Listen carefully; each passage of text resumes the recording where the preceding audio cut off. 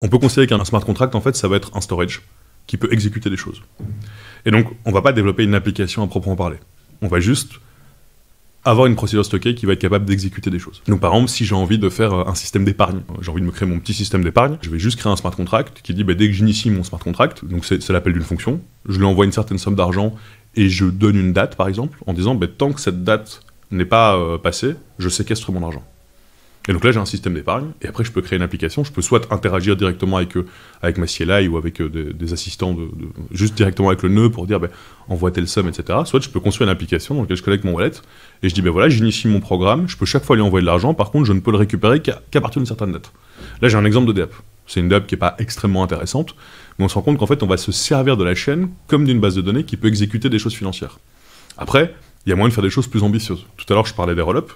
Un exemple très très ambitieux, c'est le modèle Arbitrum. Donc le système, c'est un peu l'équivalent smart rollup de Ethereum, sauf qu'il a été entièrement conçu dans des smart contracts. Donc c'est des smart contracts qui gèrent l'état du rollup, enfin de la collection de rollup qu'il est possible. Donc ça en dit quand même long sur ce qu'il est possible de faire avec des smart contracts. Moi je vois vraiment ça comme une base de données qui peut faire des transactions.